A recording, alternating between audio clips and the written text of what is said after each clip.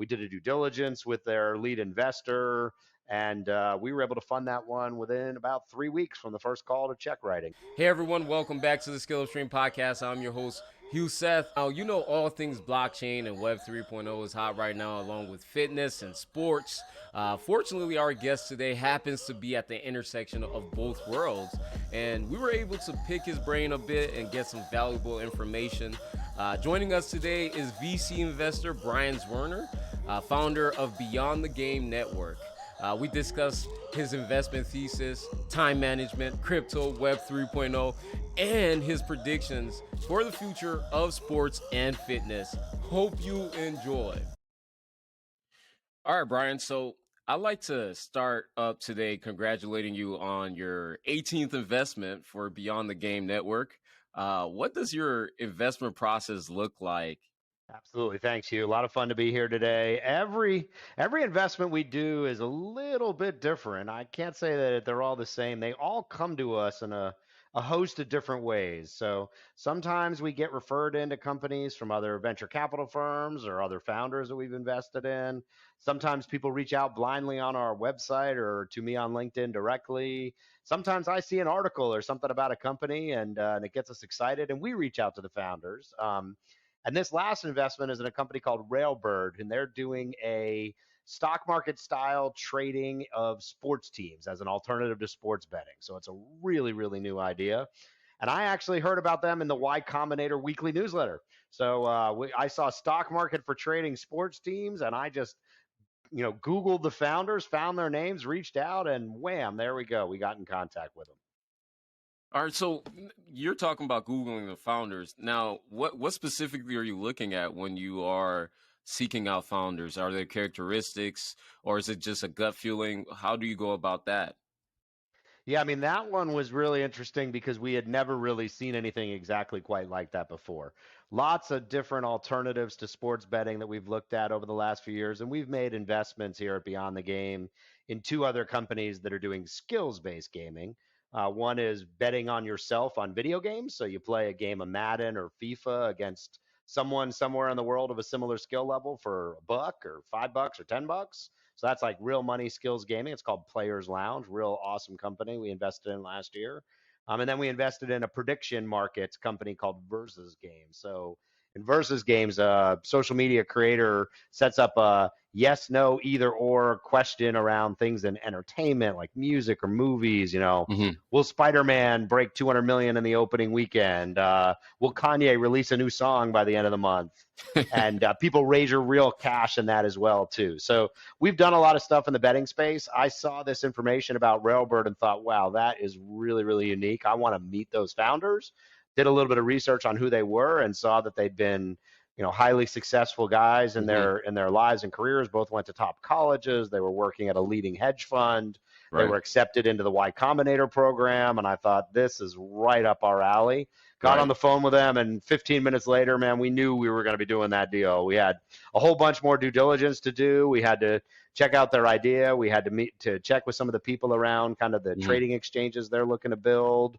We did a due diligence with their lead investor, and we were able to fund that one within about 3 weeks from the first call to check writing. So that was one of the faster ones for us, and that's kind of our process. It's finding an idea that we think is unique, finding a founding team that we really love and can get excited about, making sure they've got the right investors and resources around the table, doing our due diligence and homework, and making sure everything ties out and does what it's supposed to do. And we usually are able to write a check within about 3 to 4 weeks and get involved.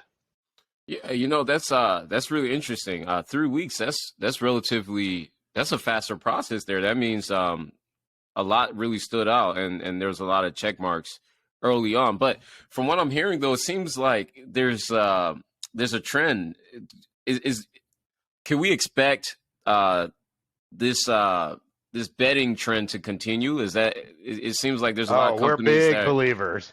Yeah, we're big big believers in okay. sports betting. We've seen about, a little less than half the states in the United States have approved betting as of now, Yeah. since the, Supreme Court overturned the law that was stopping other states outside of Vegas from allowing sports Hmm. betting a couple years ago. And look, there's been just this fast adoption. When New York went live in January, they had over $1 billion wagered with tens of thousands of people playing. So the pickup is happening. I do believe eventually sports betting will be allowed in every state in America. It's just going to take about 3 to 5 more years for some of the more conservative states like Georgia and Texas and California to work through their process. But it's coming. It's coming to every state in America. And we're believers that the big companies like DraftKings and FanDuel will continue to do well. But there'll be plenty of smaller providers that are going to find their niche, and they'll either be successful on their own right, or they'll be very good acquisition targets for DraftKings, FanDuel, Caesars, Right. MGM, and the others out there. They're all looking to acquire more customers, more players, and they're going to look to get into all the new states as those go live. So we think there's going to be a continued rush of value. Everything from the people who build the picks and shovels, the back end technology, the media companies and social media groups around sports betting, social aspects. We'll see tools for bettors to make you a better, and we'll see a whole bunch of alternative fantasy games and skill-based gaming that all gets rolled up together. It's going to be an exciting 3 to 5 years here in the gambling space. Outside of betting, what does the future of fitness and sports look like to you? Yeah, fitness is another area we've been super involved in. Since we launched Beyond the Game back in 2018, about 3.5 years ago, we've made a half a dozen investments in what we call human performance. So, Hugh, that's everything from fitness, training, health and wellness, sports specific training, anything to make you a better human in that way, we want to get involved in. We've invested in a couple fitness trackers. So we've invested in Okay. Aura Ring. So that's a ring you wear on your finger that monitors your body. Have you got an Aura Ring? Are you wearing one? I've been I'm like I've been procrastinating to get my Aura ring, but Oh, hit me up when this is over, and I'm going to get you a coupon code. We'll get you a oh discount. man, okay, I'm about to get my Aura ring then. They're a fantastic product. They just launched their third version, third generation ring. Monitors everything in your body, gives you great prescriptions on how to make yourself feel better throughout the day. We're investors in a company called 8 Sleep. 8 Mhm. Sleep is a smart bed or mattress. It's got wild technology. There's sensors underneath the mattress that can read your heart rate just by laying down on it. So no device needed. They can pick up everything from your sleep. They've got Wow. heating and cooling cables that run on the two sides of the bed. So if there's two people sleeping in the bed, one can like it nice and toasty, and the other can have it cool as could be. And it Wow. is a fantastic experience, one of the best reviewed products. And it's all about sleep as fitness. Get a good night's sleep, get your 8 hours of sleep Yeah. on an 8 sleep bed. You'll wake up ready to tackle the day. Whether you're a pro athlete or a business person or a student, you'll be your best self. And so we're Yeah. all about that, ways for people to understand their body and be their best self, perform their best way they can. Yeah. That's really what we're looking at in this fitness space. Yeah, even with the product you just mentioned with the bed, I think about Dave Asprey. I don't know if you've heard of him, but the founder Mm-hmm. of Bulletproof, he preaches about how there's a certain period of time. So first, you may want to sleep in like a sub-zero type of atmosphere. You'll get your best, highest quality of sleep. But and then after about 2, 3 a.m., maybe then you'll want to sleep in a warmer environment. So he mentions that switch. So I wonder if this bed is capable of changing from cool to Oh yeah.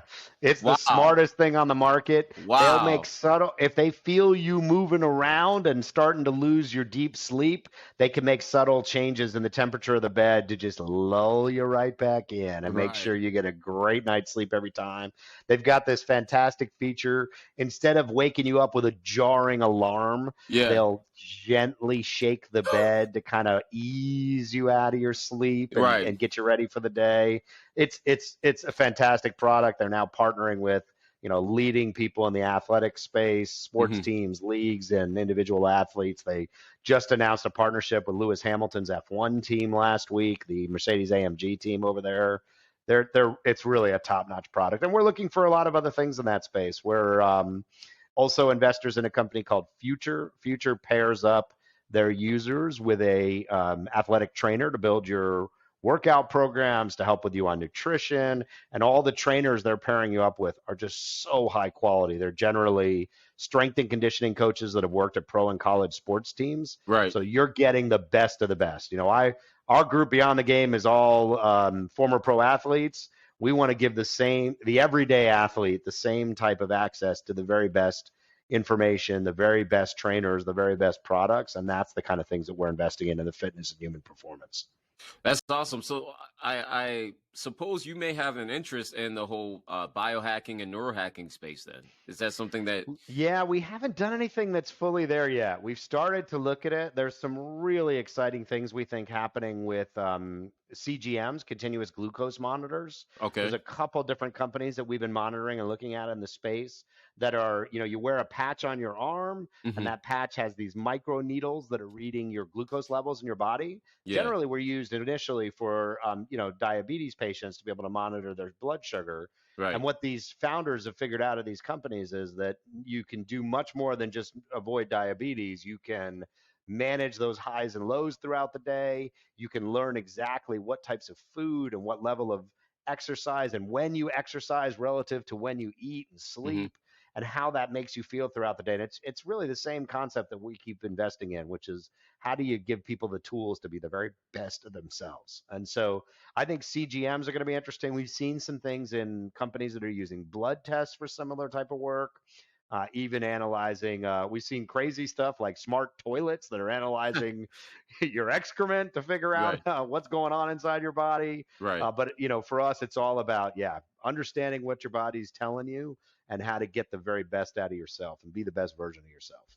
Now, I can't help but ask then, because it seems like you're very active in making a ton of investments.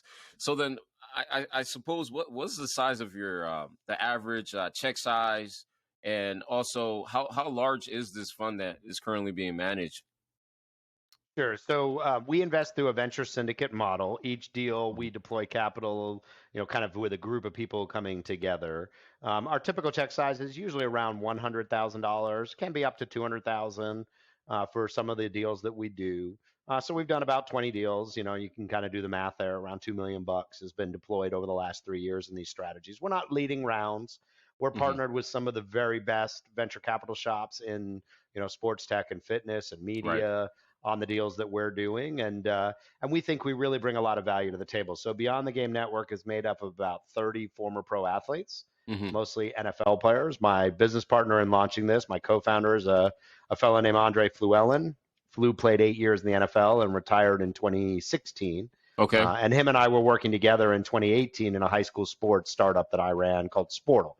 So we were going out every Friday night to a high school football game, and we were doing these live stream broadcasts. And we had this awesome 8-year NFL veteran, Andre Fluellen, in the booth with us, announcing these high school games. And Andre really had the idea to bring together athletes after their careers end with business and finance and tech execs to show these athletes what was possible, show them new career opportunities, show them new ways to get involved in entrepreneurship, to work with these exciting new companies. And that was kind of the birth of Beyond the Game. And what that means now is in all these 18 investments, they get access to this large group of former athletes, mostly NFL players, but some men's and women's athletes in other sports as well.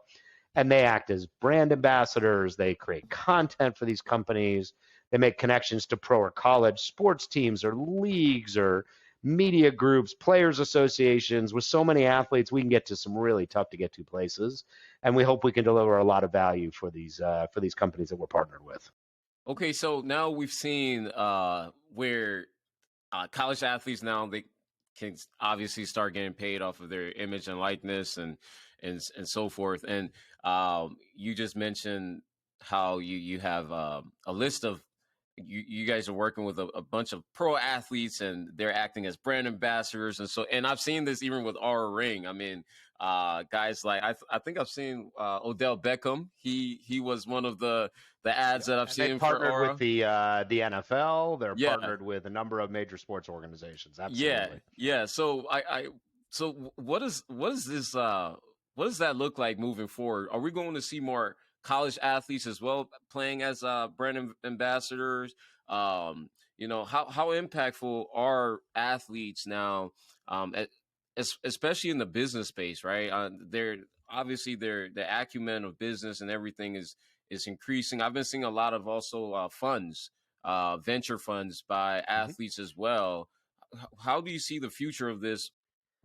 Yeah, I'll take the second part of that first, which is, Hmm. on the investing side, when we launched this back in 2018, the funny question Andre and I asked ourselves was, how many Andre Fluellens that pretty much nobody but hardcore Detroit Lion fans have heard of does Yeah, it take to equal one LeBron James or Aaron Rodgers on a venture cap table? And we right. said, well, more than one, less than 1,000. Let's start bringing some guys together and see what Hmm. happens. And, Hmm. what we found is that, athletes of any level, whether you're a mega superstar like OBJ or Aaron Rodgers or LeBron James or Kevin Durant, obviously they add tremendous value being involved with these companies.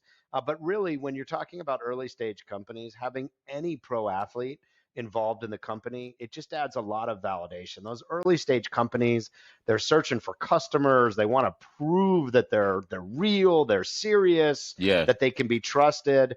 And having pro athletes involved, whether they've played, 2 years in the NFL or 10, Hmm. whether they made a Pro Bowl or Super Bowl or bounced around the practice squad, it just brings a level of credibility to these companies that's really helpful.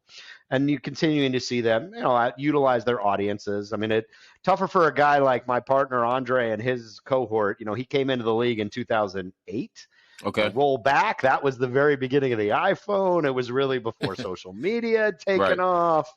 You got people that are coming into the league right now. I mean, they're going to, superstars in high school football and basketball could have 100,000 followers by the time they graduate high school, and could Yeah. have a few 100,000 followers if they're stars at the collegiate level, and really have an audience that's engaged, that knows them, that's followed them for years, and they can add real value as pitch folk, pitching the business, pitch spokespeople, and bringing their audience to new products, whether they're anything from food and beverage, fitness training, media, video gaming, whatever they're into. And I guess what we always tell the athletes is it just needs to be authentic. Right. You can't promote an 8 sleep bed if you don't sleep on one. And you can't promote a video game or an esports channel if you don't actually like to game. Yeah. So find the things that are authentic to you, that are going to allow you to engage your audience in a way that's going to feel very real, that's not going to feel like work. It's one thing. You see all these guys, Tom Brady with a Subway sandwich. Okay, fine, you get to that level. Maybe you shill for Subway, even though Tom Brady sure as heck ain't eating no Subway sandwiches. But for younger athletes getting started, find things that are raw and authentic for you, Right. that are real, that you're going to use, products you like and would use. And if you stick with that, your audience is going to be totally comfortable with you doing that. And how do you currently go about helping startups right now? Yeah, I mean, our whole model is about bringing these athlete people in our network, these athletes in our network, to the companies that we invest in. Sometimes they're, helping out with content and doing great things to get the word out about products or services that our startups have. Sometimes they're using the products and giving them expert opinions and telling them why these products work or what needs to be changed. There's lots of different things our athletes can do. We even had one of my partner Andre Fluellen's teammates from the Detroit Lions. He took a full-time job with one of our startups as their kind of director of athletes. So, we've seen all kinds of different ways that we can get involved there. And then beyond that, as we've seen more and more athletes spinning up their own venture arms, we've seen teams and leagues spinning up their venture arms. In the NFL alone, there's multiple team owners that run venture groups. The league itself runs 32 equity, which is cash from all 32 of the teams. The NFL Players Association heads up the One Team Partners, which is a group of different league players associations that invest and partners with startups. So we're so connected in that industry. If you're trying to do something in sports, we can do so much to add value to all these different companies that we work with. Appreciate you sharing that, Brian, because often I try my best to help founders understand that it's not just about the investment capital. Matter of fact, even though that is very important, but that may come second to the other value that is given outside of the money, because you can have the money and without direction, guidance, without experts on the team, you could just fall by the wayside, right? So it's just that network, the expertise, and all of that stuff. So I'm so glad that you shared that with us there. But I want to dive more into uh, Web3, right? I mean, there's so much going on right now, and it's impacting the sport and fitness niche. But I want to hear from you. What do you currently see happening, and what's your predictions of the future when it comes to the whole Web3, crypto mixed in there with sports? Well, look, you have to take notice of the stunning success Hmm. of Dapper Labs with their NBA Top Shot product, followed now with their NFL All Day product. It has shown the leagues, Hmm. the athletes, the teams, the players, everyone. There is an enormous revenue stream here, measured in the billions of dollars. You know, Mark Cuban from the Dallas Mavs even came out and said he thinks that digital collectibles could be the third or fourth biggest revenue line item for the NBA in the not too distant future, behind, you know, broadcast rights and ticketing and venue, right? I mean, obviously those are the two biggest ways they make money, but Right. NFTs, digital collectibles, are coming on fast. We've not just seen those successes, but we've seen individual athletes who have made millions of dollars selling collectible their fans, collect digital collectibles to their fans. We've seen the huge move by Fanatics into both the physical and digital collectibles, buying Topps trading cards and the rights to the trading cards for most of the major leagues, launching their Candy Digital platform. You know, we've seen things around fan tokens. There's a company out of Europe called Socios that's doing amazing things with European football and moving into the American sports now too. And we've seen athletes launching their own fan tokens on platforms like Rally, where they can connect with their fan base. So there's just so much innovation happening so quickly. We made one investment in an NFT company already, a company out of the UK called Sports Icon, and they Okay. partner with athletes to tell their story in what they call cinematic NFTs. They do digital recreations of star athletes' most famous plays, and they have the athletes voice over and talk about them. They've done really fun and exciting partnerships with top European soccer stars, and in the U.S. worked with people like Floyd Mayweather, Michael Vick, and others. And they're building out a sports metaverse, which will be exciting. And then we made 6 investments in the video gaming space, and all of them have leaned into and incorporated NFTs and blockchain into what they're doing. So, you know, nearly a third of our portfolio has some type of a blockchain, NFT, or digital asset component to it. I spend a lot of my time talking to people in those spaces. I started a newsletter called the Crypto Executive Guide, cryptoexecguide.substack.com, if you want to check it out. And, you know, we really feel like this is going to permeate every aspect of the way that fans work with leagues, teams, and athletes, broadcast rights. It's going everywhere, Hugh. It's going to be absolutely everywhere, and we want to have a whole bunch of different bets on the table to capitalize on these opportunities. Are we going to see more Web3 athletes, right? Because, you know, I mean, it seems like we're moving to a place where our life is just going to be online. I mean, more people are spending time on their phone than during anything else, right? You're driving, you're seeing folks on their phone while driving, all this stuff happening. So I then suspect that sports in the metaverse is going to be major, right? Or is that a false Well, assumption? let me tell you where these things have started to collide with probably the most fun and coolest startup we're involved in. It's Yeah. called the Fan Controlled Football League, or FCF. So, Fan Okay. Controlled Football is Madden NFL video game with real humans. Ooh. So, this is 7-on-7 arena tackle football. Most of the players in the league played in the NFL. Last season, folks like Johnny Manziel, the wide receiver Josh Gordon, Hmm. Robert Turbin, who played running back for the Seahawks, and a whole bunch of other guys. So these are legit football players playing 7-on-7 arena football. After every play, a little pop up shows up on the Twitch streaming platform that looks like the Madden game call play Yeah. caller. Yeah. Run left, run right, short pass, long bomb. Fans have 10 seconds watching to vote which play, and whatever play gets the most votes, they radio that to the QB on the field, and that's the play the Oh, players run. It is what? unlike anything you have ever seen. Season 1 was January to March of last year, and season 2 kicks off in 3 weeks here in Atlanta, Georgia. So if you make your way over to Atlanta, Hugh, you can come be my guest and check out fan controlled football. It is What? fast paced. It is so exciting. It is wildly interactive. And then just to add the Web3 component and fully Yeah. blow your mind, in season 1, they ran 4 teams. Yeah. Season 2, they've expanded 4 additional teams for 8 total. Yeah. And the 4 additional teams are all owned by NFT communities. So there's a Wow. community for Bored Ape owners, a community for the Gutter Cat gangs, community for an EDM DJ called Steve Aoki and his NFT world, NF888, and a community from a sports betting group called Knights of Degen. And those teams are owned by a collection of NFT owners. Wow. So these are owned by the fans, run by the fans, plays called Wow. by the fans. It is the next generation of sports. Look, we've seen a couple different groups together try to come together in these DAOs, decentralized autonomous organizations, basically internet companies, Web3 Right. companies come together. And there's a funny one called Krause House, Mm-hmm. harking back to Jerry Krause from the Chicago Bulls, that has tried to raise money to buy a NBA team. And Right. there's another one that's come together to try to put a bid in on the Denver Broncos in the NFL that are for sale.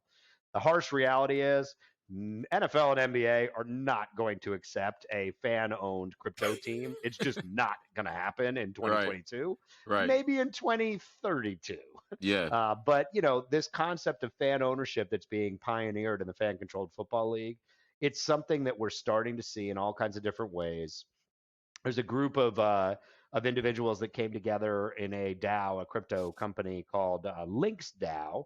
They Mm-hmm. raised over 20 million bucks, and they're buying a golf course, and your Mm. NFT will serve as your membership to give you the ability to play the golf course. So I mean, there's Mm. amazing innovations that are happening that just were not possible before Web3, Mm-hmm. that are going to really change the world of sports. The big leagues, MLB, NFL, NBA, they ain't gonna fool with any of this stuff anytime soon.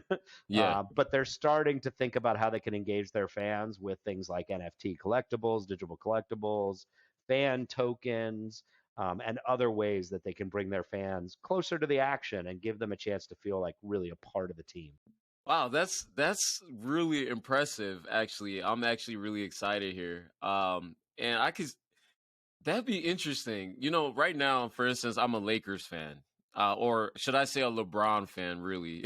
But so you already know how I'm feeling right now this year, but when they lose, it's like, dang, you feel part of that. But I couldn't imagine when you lose. I wonder how fans are going to take that and how involved they're going to be with the process. The things we're seeing out of the European football clubs that were earliest to issue these fan tokens, or kind of like almost like stock market type of tokens. Yeah. Oh, look, they're not letting the fans decide things on the field. They're not as innovative as fan controlled football. It's simple stuff like the fans who own the token can vote Hmm. for what the walkout music will be, or which practice shirts they're going to wear when they come out on the field. And but they're able to do things like host um, fan only meetups, either Hmm. in real life Yeah. or Zoom meetups. We saw one of our companies, Sports Icon. They've been doing these awesome calls once a month where Sports Icon holders, people who own the Sports Icon Lions, can get on a Zoom call. The last one was with Floyd Mayweather, and man, Hugh, he stayed on for like an hour and a half, answered like 20 questions from the Sports Icon Lion holders. He was totally chill. He was talking about all the things that matter to him. He Yeah. had opinions on everything from boxing to life and everything in between. And Yeah. it's those kinds of experiences that this new Web3 technology allows to bring people so much closer. Imagine if LeBron issued a fan token, and that fan token gave you the ability to go to meetups with him in person, or talk to him, or get a cameo style video from him online, or maybe he poll his fans on where he should go to eat that night, or what movie he should see, or all kinds of different ways that they can interact with their fans, both the teams and the players themselves. And this stuff is so new. I mean, this is only a year or two old, Yeah. and it's going to bring some really, really fun changes and allow for Yeah. new experiences that no one's ever thought of before. Yeah, and we see community is becoming more and more of a thing, and it's very important. If you cannot build community, you're going to have issues scaling as a company, having loyalty, all of these various things. It seems like consumers are really interested in identifying with a group, and whether online or so it's cool seeing this happen here. So now the community, I can see how the community would then gather up wherever the meeting place would be and say, wow, so we lost that one, huh? So maybe we need to make better better decisions on the plays Hey, next look, if time. it's fan controlled football, it could be the community saying, hey, we shouldn't have been running so much, or we should have gone Yeah, downfield more, or we threw yeah, too many long passes. Let's be more yeah, conservative next game. And, yeah, or let's get this other quarterback in there more, yeah, and in fan controlled football, you'll actually have the ability to be able to do yeah, that. Now, look, the NFL and NBA, I can't imagine LeBron posting his fan token community and saying, hey, should I jack more threes or drive the basket tonight? But maybe not LeBron, but maybe, maybe the next guy. Maybe when Chet Holmgren comes into the league next year, he's a yeah, little more forward thinking. Or maybe Jabari Smith, an Atlanta kid who played for Auburn, is going to be a top pick. Maybe one of those guys does that. And maybe yeah, they ask their fans, hey, you yeah, want to see me drive the basket? You want to see me post up? You want to see me yeah. take more threes? Maybe they listen. I mean, you're not going to see one of the OGs do that. They're just not Right, ready for that. right. And frankly, the consequences are a little too high when you're talking about LeBron or Kevin Durant doing that. Yeah, But yeah, you could see this starting to happen. You see this type of interactivity right man. now between video game streamers and their Yeah, audience. And I get it. The stakes are not as high as, a pro athlete in a game. But maybe there are ways that these athletes can engage with their community and really allow people to feel part of the process, really bring them into their homes, their lives, in ways that just weren't possible before the crypto community, the Web3 right. world emerged.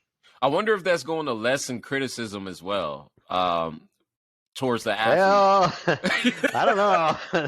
If you're on social media or if you've been around any Discord servers, criticism comes with the game. Yeah, it does. It does.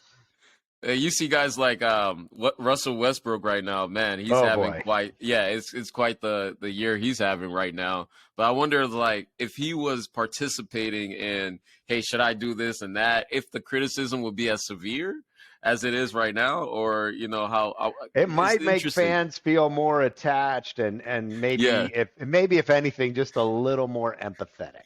And, and, Right. and, and and for sure he won't be shooting as much threes, right? It'd be, hey Russ, 0 threes this game. I don't care if you're wide open, just Hey, look, drive. whether it's a fan or his coach or his teammates, I can't imagine anybody answering that question saying, "Yeah, Russ, jack him up, baby." you know.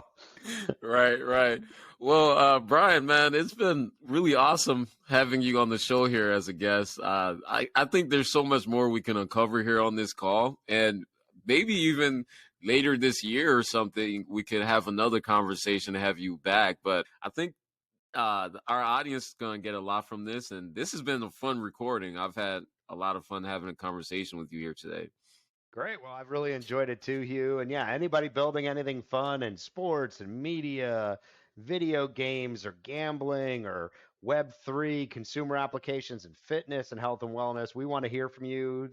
Beyond the Game, it's the BTG, Beyond the Game, the BTGnetwork.com, or hit me up directly on LinkedIn and let us know what you're building. And yeah, Hugh, when we get you back here to Atlanta, if we can get here during this before the end of June, we'll get you out to a fan controlled football game and let you experience it right next to the gridiron, man. It's a lot of fun. I'll take you up on that.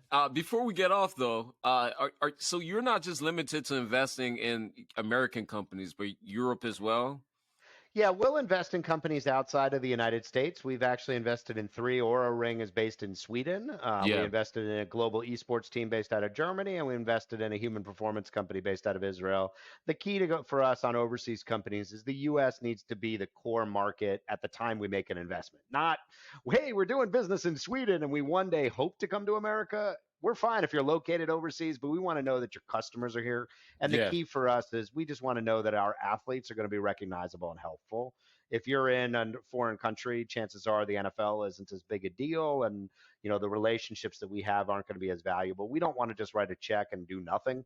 We're just, we want to be able to be involved and engaged. And if you're not already in the U.S. market, if that's not already where your most important customers are, we don't feel like we can add as much value, and we just don't want to jump in that early. But we're totally comfortable. We got 3 companies outside the United States, and we're happy to do more. Oh, 4 actually. Sorry, I forgot one.